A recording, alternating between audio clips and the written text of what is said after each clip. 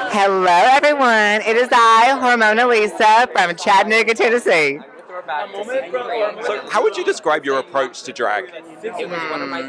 My approach to drag is very referential to like old Hollywood glamour. I love Marilyn Monroe, Doris Day, all the greats.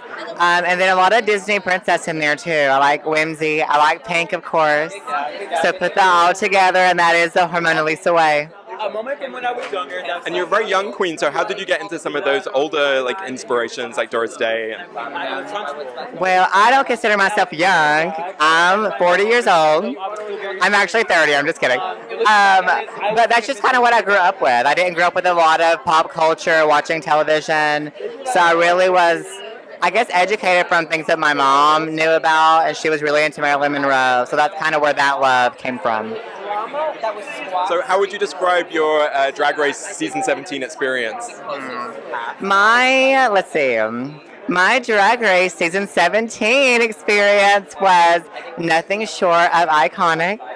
You'll find out more. Tune in on Fridays, MTV, 8 p.m. But very iconic, just perfect. And I feel like watching from home, we all have an idea of what it would be like to be on the show, but what were some of the things that surprised you about actually taking part? I think some of the things that surprised me about the Drag Race experience is really the whole like behind the scenes showbiz stuff. It's pretty like you don't really expect all the moving parts to it.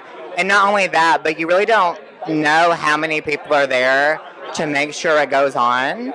And quick shout out to the camera crew, everybody with WOW, everyone with MTV that's helped behind the scenes. That does not go unnoticed because there's a whole army behind all of this. We're the pretty faces of it. Well, some of us are the pretty faces of it. But there's so many people behind the scenes that do so much work for us, and we really appreciate that. So you'd already met RuPaul before this season. Tell me a little bit about meeting him and how being on the season came about. So I met Ru at his Atlanta stop of his book tour, and he actually invited me to do Drag Race.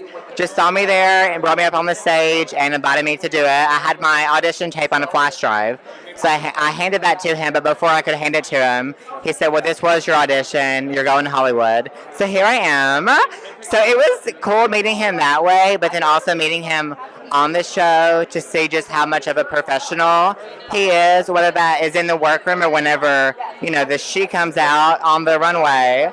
Just the absolute professional that RuPaul is, I think is really exciting. What does it mean to you to be representing your home state as well as just representing drag generally? So I am the first queen from Chattanooga, Tennessee that's ever been on Drag Race, and I believe this second East Tennessee queen behind Eureka for Johnson City. So it really means a lot to me. I love my city of Chattanooga. I didn't really grow up with a lot of support or friends or anything, and through drag I've really found such a big support system, and it really means so much to me to be able to represent them and represent Chattanooga.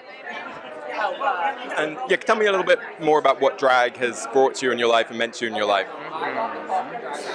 Drag has not only brought me confidence and self-assurance into who I am, but also just a support system that it's brought me. I think as queer people, sometimes we struggle in that department with a support system, but through drag, you really meet so many people that become not only your friends, but become your family and people you can really, really rely on. So. And how would you describe your fellow queens of season 17, this cast as a whole? Oh my gosh. A couple of words to describe the queens of RuPaul's Drag Race season 17. They're all lovely people, all very, very congenial. None of them are nasty. Some of them are nasty. But they're a good group of girls. I'm excited for the season. It's perfect. And tell me about this beautiful look tonight. Oh my gosh. So I made this look. It's obviously inspired by Glinda, but I wanted to take elements from the original Wizard of Oz movie Glinda, and that's with the star motif. But then sort of the neckline from the Ariana Grande. Shout out Ariana. Her Glinda, and then from the Broadway Glinda, the little shoulder poofs. And of course I had to do pink hair because Hormona Lisa does pink hair. So I'm being like Hormona Lisa as Glinda. Thanks so much.